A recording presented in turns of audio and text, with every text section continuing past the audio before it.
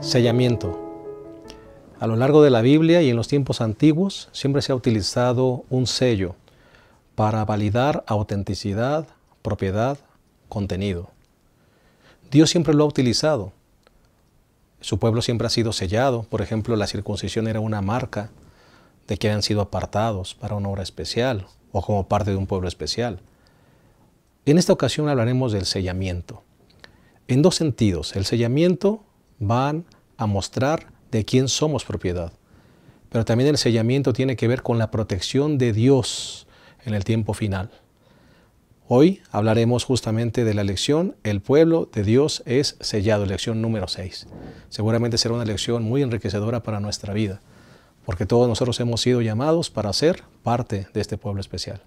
Te invitamos a que te quedes con nosotros, seguramente Dios bendecirá nuestro estudio. En un momento, iniciamos.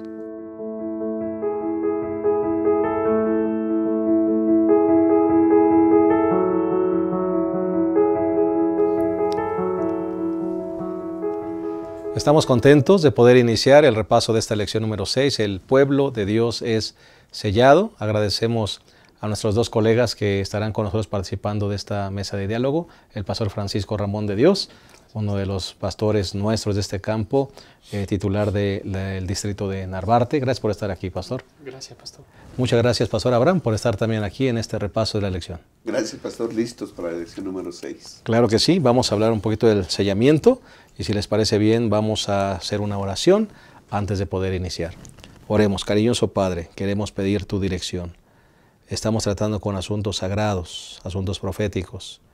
Necesitamos de tu dirección para que todo lo que digamos, Señor, sea conforme a tu voluntad y pueda fortalecer nuestras vidas y fortalecer la fe de tu pueblo para tu pronta venida. Amén. Bendícenos, Señor, en este repaso, en el nombre de Jesús. Amén. Muy bien, el bosquejo que vamos a seguir: un pueblo protegido, un pueblo apartado y un pueblo innumerable. Vamos a entrar directamente con el primer punto, que es un pueblo protegido. Pastor Abraham, pastor Francisco, bueno, se hace una especie de paréntesis en el capítulo 7. Entre el sexto sello y el séptimo sello hay una especie de paréntesis.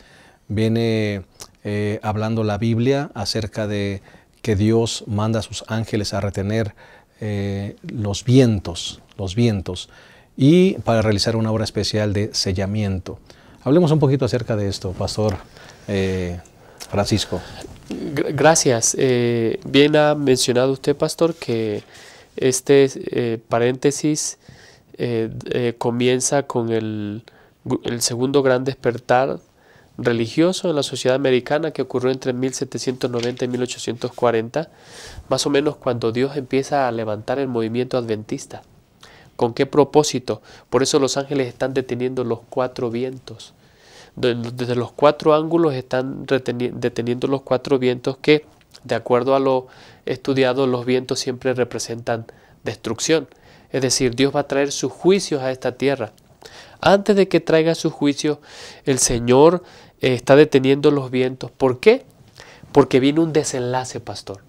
Viene un desenlace, pero para que este desenlace sea un desenlace justo, es necesario que todos escuchen, que todos sepan el mensaje de salvación. Entonces, el pueblo de Dios va a pasar por un trance muy difícil, va a pasar por una crisis, la gran tribulación. Y es por eso que el Señor los sella al pueblo de Dios. Usted mencionó en la introducción, pastor, de que Dios siempre ha sellado a su pueblo, y eso es verdad. Efesios 1:13 dice que el día que nosotros creímos fuimos sellados con el Espíritu Santo de la promesa. Entonces, en este desenlace, las personas tienen que tomar decisiones. El pueblo de Dios tiene que finalmente afirmarse en si vivir como pueblo de Dios y cumplir su misión o no.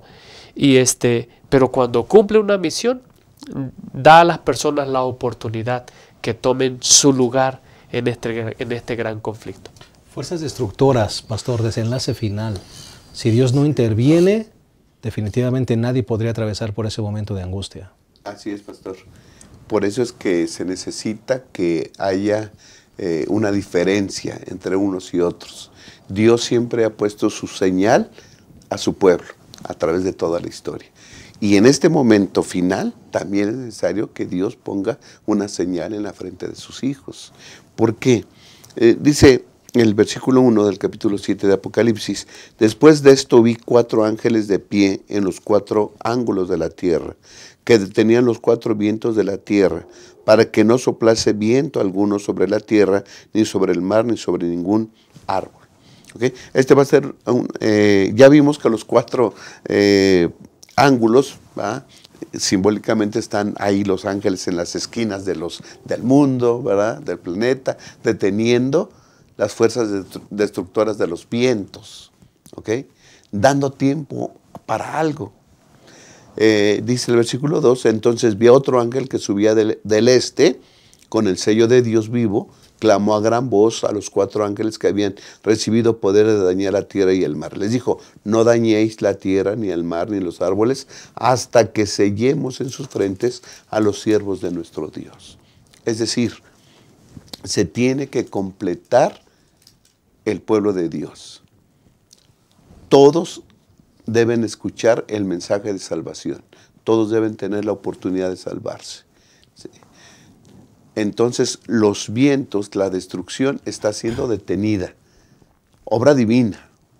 Están siendo detenidos por ángeles. ¿Sí? ¿Hasta cuándo? Hasta que se selle a los escogidos de Dios. ¿Okay?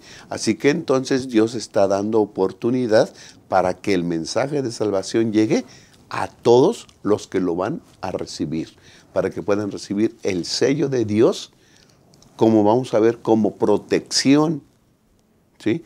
Porque las calamidades van a venir sobre esta tierra. Y solamente los que tengan el sello van a ser protegidos por nuestro Dios. Pastor, y este no es un concepto nuevo. A lo largo de la Biblia, ¿sí?, nosotros encontramos esta escena. Estoy recordando, por ejemplo, la muerte de los primogénitos, cuando se manda que se coloca, ahí en Éxodo se coloca la sangre en los dinteles, pasa el ángel destructor y respeta a los que tienen la marca, pero es una marca de obediencia, pastor, no es una marca meritoria, es una marca de obediencia. Obedecieron las instrucciones de Dios y entonces pasa el ángel destructor y no los destruye. Entonces Dios siempre ha utilizado esta figura del sello, de la señal, para librar a su pueblo de una destrucción. Sí, la señal de Dios siempre es para protección, vida y salvación. Amén. Ese es el sello de Dios, ¿no? Y en Apocalipsis se marca un contraste con la marca de la bestia. Exacto. Es el sello de Dios, ¿no? Y ahorita a lo mejor tocamos un poquito acerca de eso. Pero sigue siendo una señal de obediencia. Sí, y además, pastor, yo creo que es necesario decir que este sello no es una marca visible, es un sello simbólico, tiene que ver con la determinación de una persona a permanecer fiel a Dios en toda circunstancia. Es una prueba de fidelidad. Cuando las personas deciden seguir al Señor, entonces el Señor los guarda, el Señor los aparta. Y cómo en su vida ellos se mantienen inamovibles, dice el comentario de la lección. Dice, ellos son inamovibles en cuanto a sus propósitos de ser fiel a Dios a toda prueba, a todo costo. Por eso es colocada en la frente, pastor. Sí, el hecho de que seas colocado en la frente sabemos que está el lóbulo frontal, donde está el asiento de la voluntad, donde se toman decisiones. Quienes reciben en su frente el sello de Dios es que han decidido conscientemente ser leales y obedientes a los mandamientos de Dios, a su santa ley. ¿Sí? Específicamente, dice la lección, estamos hablando, recordemos, en los días finales, ¿sí? Porque el sábado va a ser la piedra de toque en cuanto a fidelidad a Dios. ¿Sí? Que guarde los mandamientos de Dios, el que guarde el sábado, el día del Señor, pues es quien recibirá también el sello de nuestro Dios. Dios siempre ha sellado a su pueblo. Sí. Siempre ha habido una señal de que eres parte de un pueblo especial. Así es. Pero en el tiempo final, en el desenlace final de la historia, pastores, entonces el Señor sellará a su pueblo para ser distintivo. Es correcto. Así es. Tiene que ver con obediencia, tiene que ver con mandamientos, tiene que ver con sábado. Así es. ¿Es correcto, pastor? Sí, pastor, gracias. Es importante recalcar esto porque todo esto tiene que ver con el triple mensaje angélico. Primero que nada, Apocalipsis 14. En Apocalipsis 14 todavía el sello de Dios es todavía Dios no ha terminado de sellar. Todavía no ha terminado de sellar.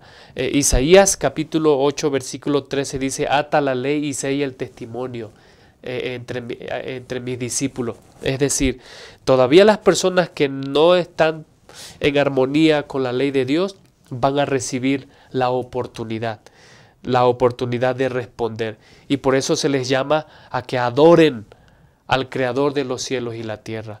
¿Por qué? Porque el mensaje del segundo ángel dice: el sistema religioso, el sistema de engaño ha caído, o sea, ya se reveló. Por eso advierte, no permitan que sus engaños los lleven a que ustedes reciban la marca de la bestia. Es por eso que el pueblo de Dios es llamado a un compromiso, a cumplir la ley de Dios. Y esto, como dijo el pastor Abraham, se refleja claramente en la observancia del sábado, que será a la piedra de toque en el conflicto final. Ahora, pastor Abraham, será una piedra de toque porque el hecho de tener el sello de Dios o la marca de la bestia determinará muchas cosas también. Determinará si puedes adquirir cosas, si puedes comprar, si puedes vender, si puedes inscribir a tus hijos, si no lo puedes hacer. Así que es un momento crucial en la historia y el desenlace de este mundo. Sí, pastor, nos acercamos al desenlace del gran conflicto. Así es.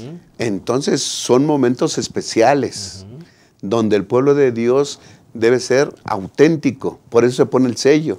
El sello es símbolo de autenticidad, Sí. de propiedad, de protección. Los que reciben el sello de Dios, dice, hasta que los siervos de Dios siervos de nuestro Dios, sean sellados. Es decir, ellos ya hicieron su decisión por el Cordero. Ellos ya siguen al Cordero y se pone el sello sobre ellos, ¿sí? Como auténticos, porque han hecho su lealtad, hacen su lealtad hacia el Cordero. Pero en estos momentos finales necesitan el sello de Dios como símbolo de protección, porque van a pasar momentos muy difíciles. De eso estamos hablando, ¿no? De protección. Ahora, vale la pena decir que ese tiempo de gracia, donde se están deteniendo esos vientos de destrucción, son momentos que uno debe aprovechar también, pastor. Sí. ¿Para qué tenemos que aprovecharlo? Cumplir la misión, predicar el triple mensaje angélico, y nosotros mismos comprometernos a ser fieles a Dios, a vivir vidas que sean auténticas.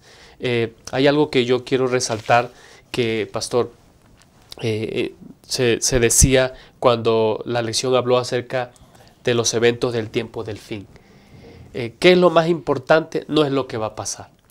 Lo más importante es tener una relación personal con Jesús. Amén. Y eso es donde nosotros tenemos que ahondar. De allí se va a desprender nuestra fidelidad a la Escritura. De ahí se va a desprender nuestra fidelidad al cumplimiento de la misión de la predicación del mensaje.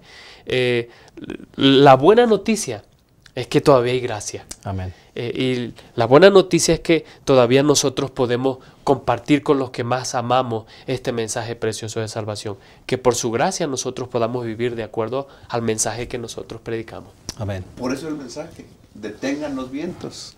Está dando tiempo el Señor para que se proclame su evangelio, para que se proclame la verdad, para que se le diga a todo el mundo lo que va a pasar y se haga una decisión.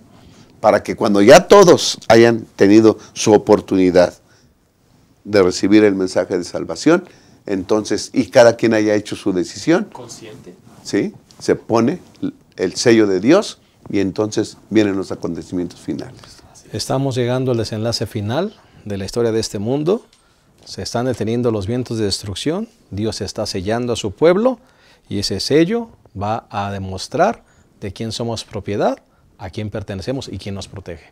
Y este tiempo de gracia hay que aprovecharlo para predicar y prepararnos en nuestra decisión personal. Vamos a hacer una pausa, regresamos al segundo punto de esta lección 6, el pueblo de Dios es sellado. Regresamos.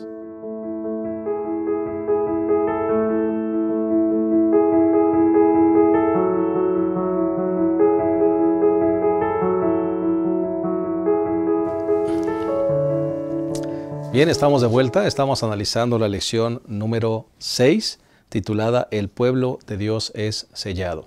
Ya analizamos el primer punto, que tuvo que ver con un pueblo protegido, y vamos a hablar ahora del segundo punto, que es un pueblo apartado, un pueblo sellado.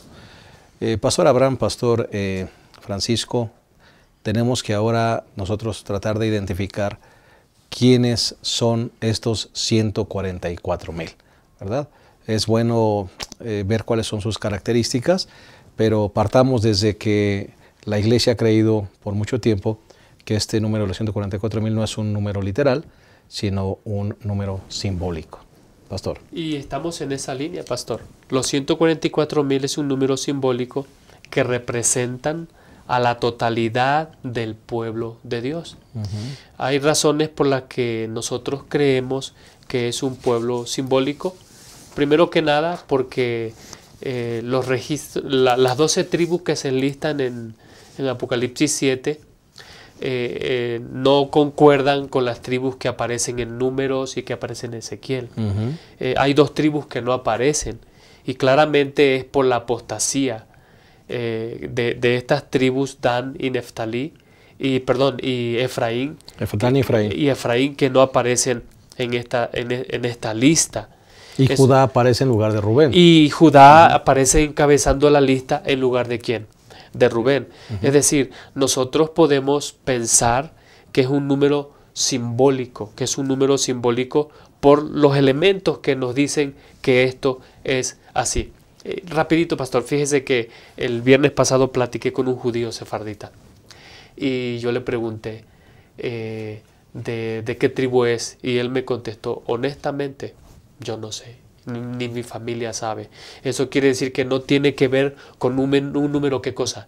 Literal. Tiene que ver con un número simbólico, que se está compuesto por la totalidad del pueblo de Dios, judíos y gentiles a través de todos los tiempos.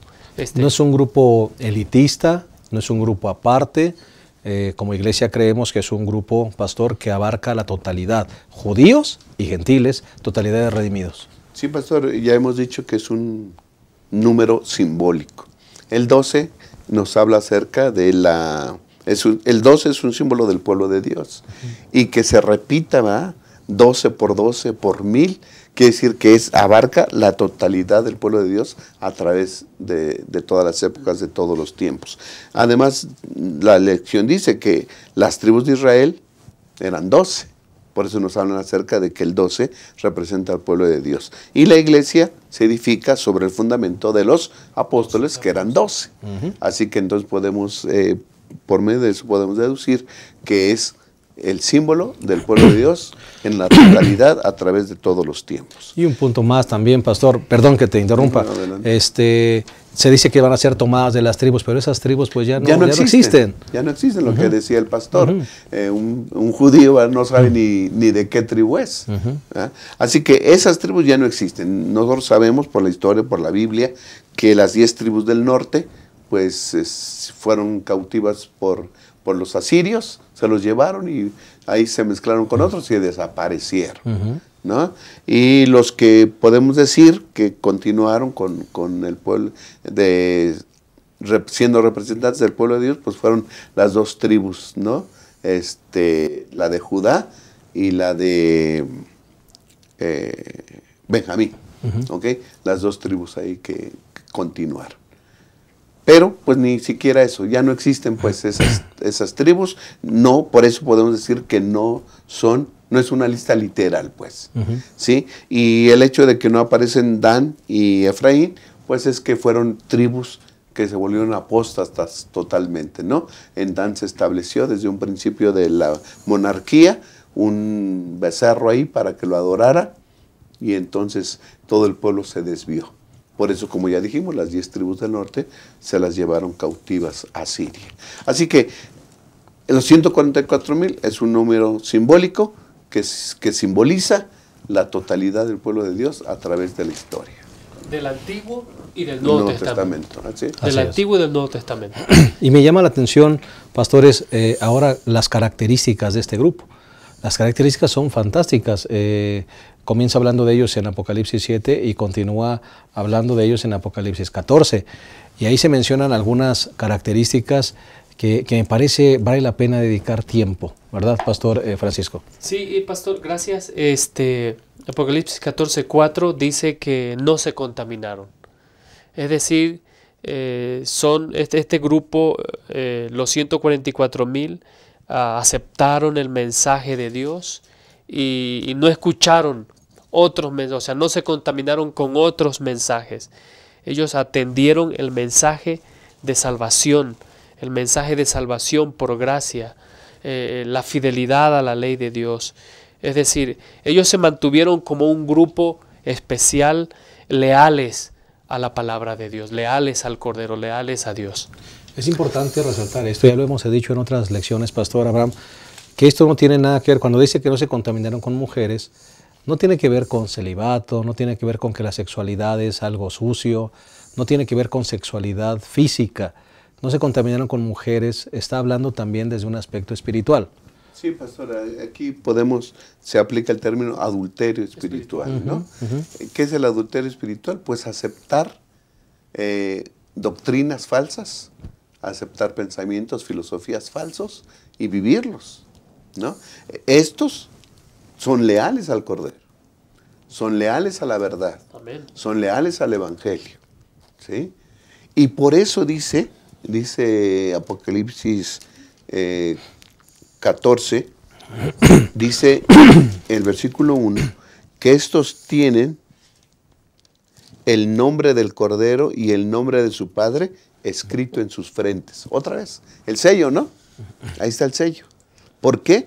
Porque ellos conscientemente, ¿sí?, aceptan la verdad que es Cristo Jesús el Cordero, ¿no? Lo aceptan aquí.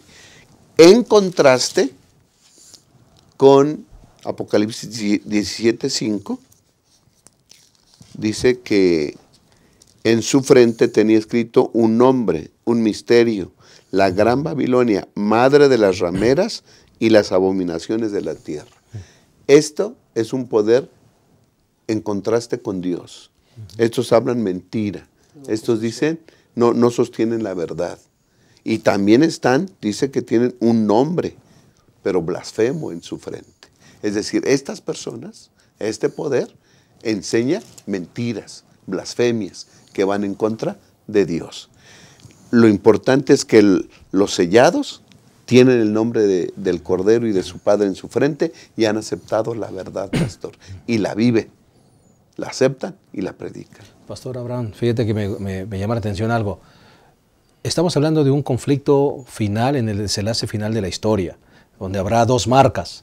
Así es. Pero pastor, todo comienza con una decisión, desde ahora. No necesitamos estar en medio de un gran conflicto para tomar decisiones en favor de Cristo y de su verdad.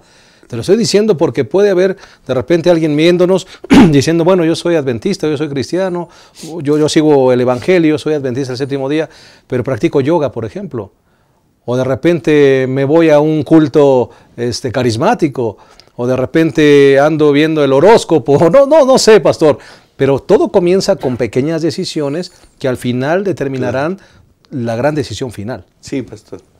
Por eso es que dice que también una característica de ellos es que no se halló engaño en su boca, mentira en su boca. ¿Por qué? Porque están basados en la verdad. ¿Y cuál es la verdad? Cristo y su palabra. Amén. Esta es la verdad. Entonces, nuestra vida debe estar ajustada y sustentada en la santa palabra de Dios. Santifícalos en tu verdad, tu palabra es la verdad.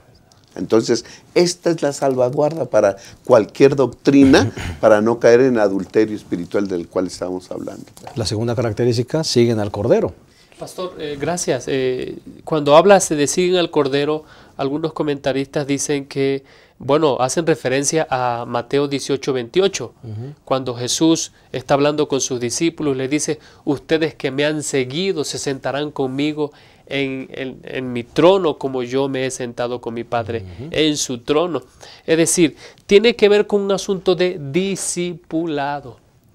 Y cuando tiene que ver con un asunto de discipulado, no solamente tiene que ver con decir yo soy discípulo de Jesús, sino que siguen al Cordero, se refiere a que ellos están dispuestos a ajustar su vida de acuerdo al ejemplo que el Cordero ha puesto delante de ellos.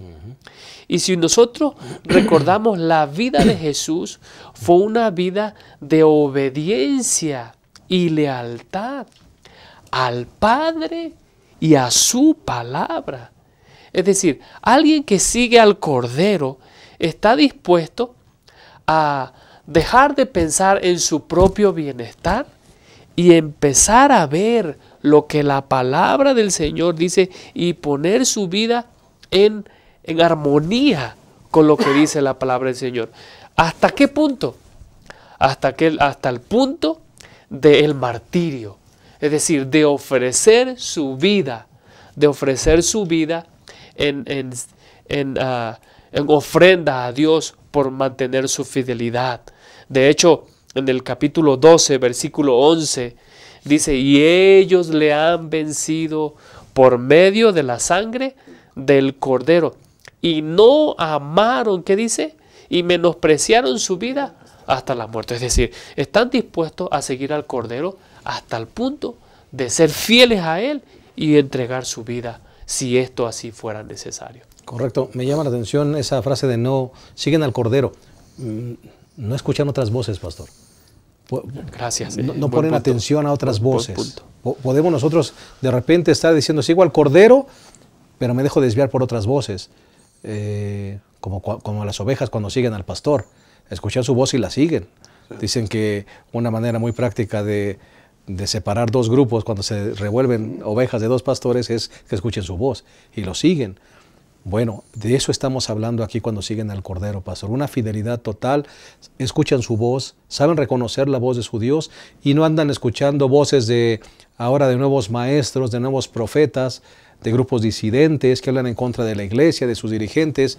Saben escuchar la voz de su Dios y saben cuál es realmente el evangelio correcto. Sí, pastor, estamos hablando del tiempo del fin, en el contexto de que el desenlace del gran conflicto. Entonces hay cosas que se oponen a la verdad de Dios. Hay doctrinas, hay filosofías, pensamientos que van en contra de la voluntad de Dios. Por ejemplo, una de esas es las obras, ¿no? ¿Cómo obtienes el perdón? Bueno, puedes irte hincado de cierta distancia, puedes rezar ciertas cosas, ¿sí? Cuando la palabra de Dios nos dice que la salvación es por gracia, por lo que el Señor Jesús hizo por nosotros en la cruz del Calvario. Entonces, esa es una verdad que hemos de seguir, ¿sí? Y no nos contaminamos con otras doctrinas. Además, la observancia del sábado, ya hemos dicho, va a ser la piedra de toque de esto. El mundo se va a unir en una sola verdad, según ellos, de la observancia del día domingo. El sábado va a ser la piedra de toque. Es necesaria la fidelidad en ese momento, porque todo el mundo va a estar en contra de lo que dice la palabra de Dios. Los sellados, ¿sí?, se mantendrán fieles al Cordero y lo van a seguir. Y si es necesario dar su vida, la van a dar. Claro. Porque han seguido al Cordero por donde quiera que van, ¿sí? Así que hay muchas doctrinas, con lo que tú decías, muchas voces que se levantan por ahí, pero le hemos de seguir. Además dice que son sin mancha, ¿sí? Es la tercera característica, son sin mancha. No hay mentira en su boca, exacto. ¿Sí? No por lo que ellos hacen. No es sin pecado. ¿Sí? Ellos pusieron su confianza y su lealtad en Cristo Jesús. Amén. Y cuando ellos creyeron en Cristo Jesús, la justicia del Señor es imputada. Y esto es para todos nosotros. Cuando creemos en el Señor Jesús, su justicia es imputada. Amén. Ropas blancas. ¿Sí? Y entonces caminamos en el proceso de la santificación, que es la justicia impartida. ¿Sí? Y ahí vivimos. La justicia impartida quiere decir que todos los días caminamos y vivimos con Cristo Jesús. Así que entonces estos que son sellados siguen al Cordero por donde quiera que van. ¿Sí? No se contaminaron con otras doctrinas. Siguen al Cordero a pesar de toda dificultad y, si es posible, dan su vida a favor de Cristo Jesús. No fue hallada mentira en su boca porque son sin mancha, porque la justicia de Cristo los ha cubierto cuando creyeron en él. Amén. Y cubiertos por esa justicia, aceptan, viven y predican la verdad. Amén. Vamos a hacer una pausa más y regresamos a la tercera y última parte de esta lección 6. El pueblo de Dios es sellado. Regresamos.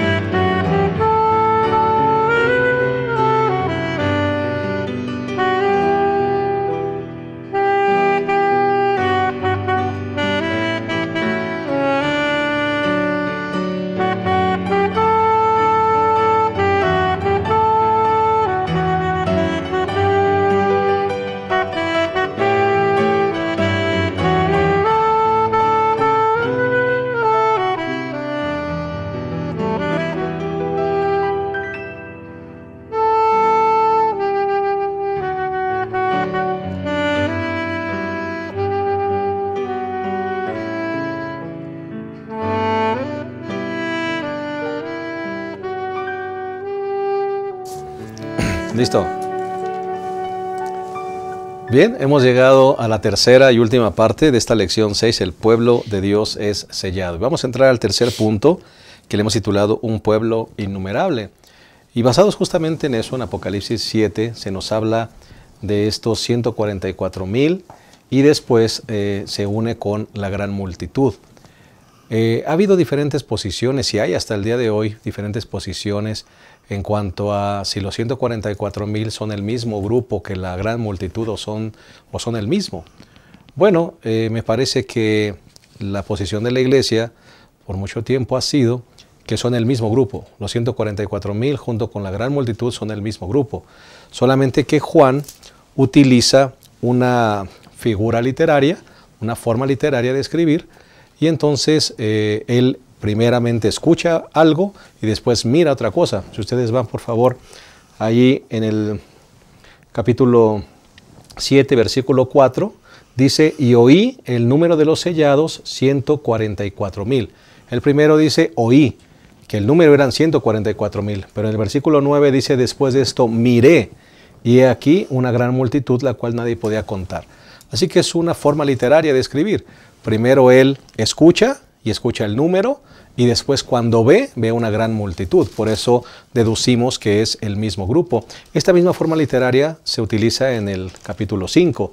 Por ejemplo, cuando dice que él lloraba, pues no había nadie digno de abrir el libro sellado, el anciano dice, no llores. Si ustedes ven allí el versículo 5, dice, he aquí el león de la tribu de Judá, la raíz de David, ha vencido para abrir el libro y desatar sus 7 sellos.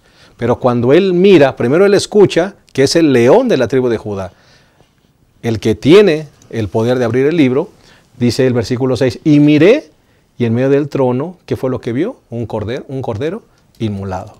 Así que él primero escucha que es el león de la tribu de Judá, pero cuando mira que es un cordero. Ahora, ¿son diferentes personajes? No, es el mismo, es Jesús. Es Jesús representado por un león y representado por un cordero. Bueno, nosotros creemos igual, sucede con los 144,000 y la gran multitud. Juan escucha el número y cuando mira una gran multitud, y creemos que esta gran multitud de 144,000, que ya dijimos que es un número simbólico, representa a la totalidad de los redimidos y del pueblo de Dios. Pastor Francisco. Sí, gracias, pastor.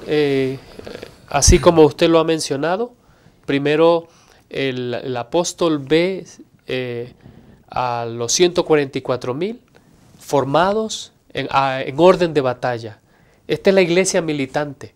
Tenemos que recordar que en el capítulo 4, versículo 1, a Juan se le dice, sube acá y yo te mostraré las cosas que sucederán después de esta.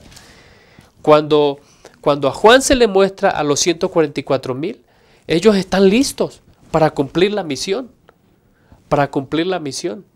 Entonces, lo que va a ocurrir en el desenlace final de la historia de este mundo es lo que el Señor les da las garantías de que en esta batalla entre el bien y el mal no depende de sus fuerzas, no depende de quiénes son ellos, sino quién es el que lo dirige y la misión que ellos tienen que cumplir. Por eso el Señor los presenta como sellados, es decir, ellos van a cumplir su misión. Ya después en el capítulo 9, en el versículo 9, perdón, pastor, lo que usted leyó, entonces ya se le presenta a la iglesia ya triunfante, al pueblo de Dios triunfante. ¿Por qué?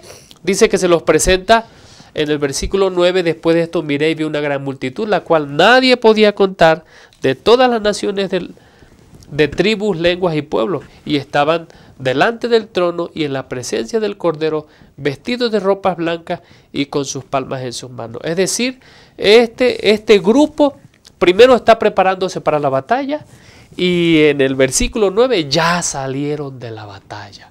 Ya están con vestiduras blancas, aparecen victoriosos para honra y gloria del Señor. Amén. Pasaron la gran tribulación, dice más adelante. Sí. Fueron fieles, dice el versículo 13, 14. Estos son los que han salido de la gran tribulación, han lavado sus ropas y las han emblanquecido en la sangre del Cordero. Una iglesia triunfante, pastor. Sí, pastor.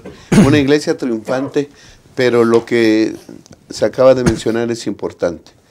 Porque emblanquecieron, han lavado sus ropas y las blanquearon en la sangre del Cordero. Amén. El ser humano no tiene ningún mérito, pastor. Si han salido triunfantes de la gran tribulación, si han salido airosos, no es por sus fuerzas, sino porque ellos blanquearon sus ropas en la sangre del Cordero. Sintieron su necesidad, sintieron su flaqueza, sintieron su insuficiencia y buscaron la suficiencia de Cristo, la perfección de Cristo, que Él les imputó cuando creyeron en Él. La salvación, por eso ellos dicen, el versículo 10 dice, y clamaban a gran voz, la salvación pertenece, y aquí se debe a nuestro Dios que está sentado en el trono y al Cordero. Ellos reconocen que en sí no hay fuerza, que en sí no hay obras buenas. La salvación, como hemos dicho aquí innumerables veces, la salvación es un acto divino. Y si están ahí con vestiduras blancas y con palmas en las manos, es por la sangre del Cordero. Aquí el victorioso es el Cordero. Amén. Los que están ahí es que se han apropiado de sus méritos. Amén. Y están ahí. Pasaron por una gran tribulación, pero la pasaron por las fuerzas que el Cordero les dio. La pasaron esa gran tribulación por la protección que el Cordero les dio. Amén. Fueron sellados. Dios los protegió y pudieron pasar incólumes de toda esta gran prueba y esta gran tribulación. Y ahora cantan al Cordero y al que está sentado en el trono. Y que la honra y gloria sean para ellos también. Amén. Pastor Francisco, Sí. definitivamente son temas controversiales, pero yo creo que más que enfocarnos en las controversias de posiciones teológicas, creo que lo que más debemos resaltar es lo que el Cordero hace en favor de su pueblo. Amén. Y que al final esta iglesia militante que se convierte en la iglesia triunfante estará con palmas en las manos, vestiduras blancas, alabando al Cordero por toda la eternidad. Así es, pastor. Quizás, como mencionó el pastor Ramírez, es necesario traer a la luz de que el ángel que viene a sellar viene desde donde sale el sol, del oriente. Estas referencias siempre son referencias a lo que Dios hace. Cuando Jesús está hablando de la segunda venida, Él dice que va a ser como el rayo que sale del oriente, el relámpago que sale y que se muestra ¿dónde? En el occidente. Eso quiere decir que si nuestra vida tiene que tener una dirección, tiene que tener una dirección que nos apunte al cielo, que nos apunte a la segunda venida. Nuestra mirada tiene que estar en las cosas del cielo. La obra que Dios hace es una obra, la obra de la salvación es una obra exclusiva de Dios. Ya lo mencionó el pastor Ramírez en referencia a lo que dice el grupo, este grupo que salió de la gran tribulación. Dice, la salvación pertenece a nuestro Dios, al que está sentado en el trono y al Cordero. Es decir, ellos dan todo el crédito a Dios porque la justicia de Cristo los ha sacado de la gran tribulación, pastor Benítez. Entonces es importante mencionar que lo que dice el versículo 7, pastor. Entonces uno de los ancianos habló diciéndome, estos que están vestidos de ropas blancas, ¿quiénes son y de dónde han venido? Y yo le dije, Señor, tú lo sabes. Y él me dijo, estos son los que han salido de la gran tribulación, los que han lavado sus ropas y las han blanqueado en la sangre del Cordero. Por eso están delante del trono de Dios y lo sirven día y noche en su templo. El que está sentado sobre el trono extenderá su tienda junto a ellos. ¿Sabe, pastor, que esta es una referencia clara? Es una referencia clara al Éxodo. Al Éxodo, si ustedes ven el versículo 16, dice, ya no tendrán hambre ni sed, y el sol no caerá más sobre uno de ellos ni calor, porque el Cordero está en medio del trono, los pastoreará y los guiará a las fuentes de aguas vivas, y Dios enjugará toda lágrima de los ojos de ellos. Es decir, la experiencia de Dios en el pasado, del pueblo de Dios en el pasado, es una experiencia donde Dios guía a su pueblo. Dios lo guía, ¿y a dónde lo guía? A la tierra prometida, a la Canaán celestial.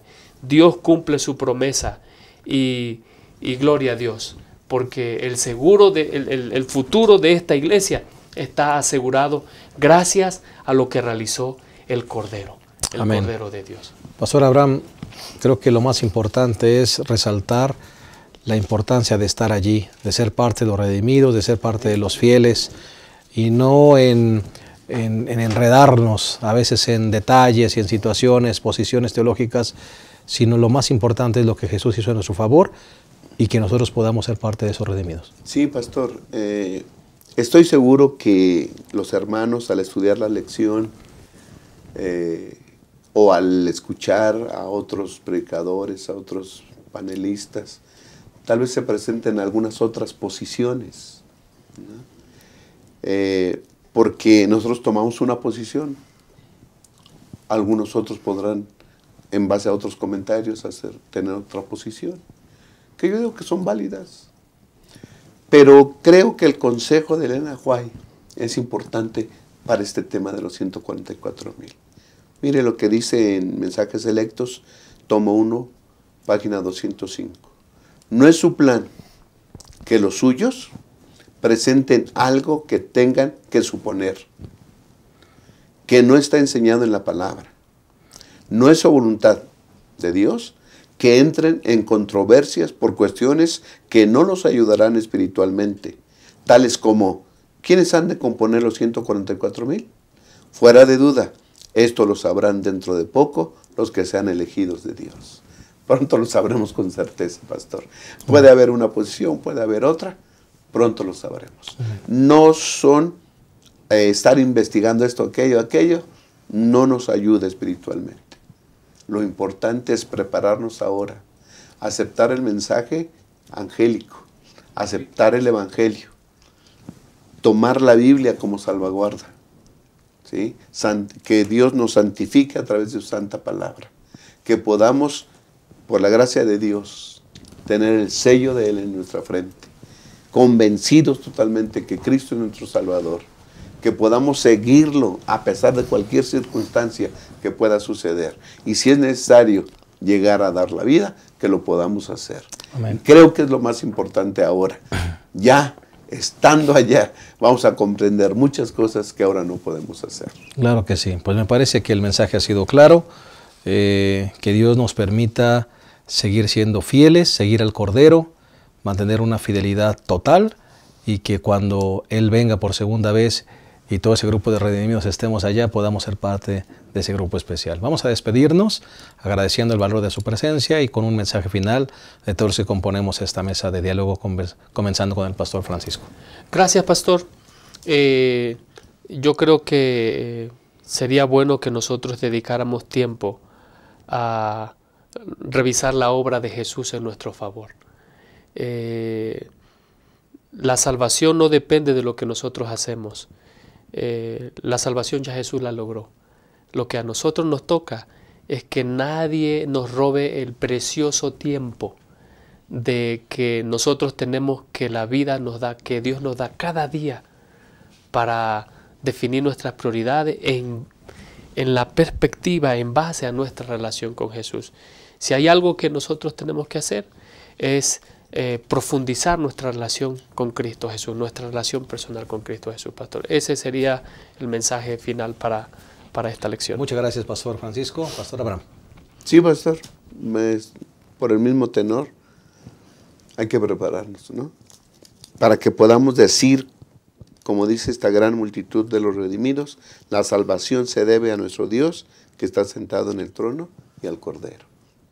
Cuando reconozcamos que nosotros no hay ningún mérito y reconozcamos que la salvación es por gracia, estaremos en buen camino y dependeremos totalmente de Cristo Jesús. Amén. Creo que eso es lo que debemos hacer. Hermano, amigos que nos miran, no nos confundamos. Si un día tú y yo si un día vamos a estar allá en el reino de los cielos alabando al Cordero por la eternidad, no será por nuestros méritos, no será por nuestra perfección humana, no será porque fuimos buenas personas, será porque el vestido de la justicia de Cristo fue colocado en nuestra vida. Él lo ganó, Él nos lo dio, ¿verdad? Y por eso tendremos acceso al reino de los cielos. Que esto sea una realidad de nuestra vida. Te esperamos la próxima semana en un repaso más de nuestra lección. Gracias por habernos acompañado. Que el Señor les llene de bendiciones. Hasta la próxima. La sexualidad es un tema muy controversial que hoy se habla en muchos ámbitos, pero no siempre desde los mejores puntos de vista. ¿Qué sabemos sobre la homosexualidad? ¿Qué podemos decir los cristianos al respecto? En este caso, Gema Editores tiene 3 extraordinarias obras para ti que te ayudarán a establecer un mejor criterio sobre este tema. En primer lugar, quiero recomendarte La homosexualidad en la historia y en la Biblia. Esta es una obra muy buena elaborada por el Instituto de Investigaciones Bíblicas de la Asociación General de los Adventistas del Séptimo Día. Esta obra nos habla acerca de la historia de la homosexualidad y en los tiempos bíblicos y cómo podemos abordar los pasajes de las Escrituras que hablan sobre el tema de la homosexualidad. En segundo lugar, quiero presentarte La homosexualidad, la Biblia y la Iglesia, también una obra desarrollada por el Instituto de Investigaciones Bíblicas de la Asociación General que nos ayuda a abordar cómo los cristianos podemos responder hoy al tema de la homosexualidad. ¿Qué podemos hacer al respecto? Es una obra breve, pero muy puntual y muy importante para que tú y yo la leamos en este tiempo. Y en tercer lugar, esta es una obra que se llama Homosexualidad, un viaje sin retorno. Es decir, este es un análisis psicológico de cómo una persona que tiene esa tendencia puede enfrentarse a ella. Si acaso este es un asunto que se puede revertir o qué se puede hacer al respecto desde una perspectiva cristiana.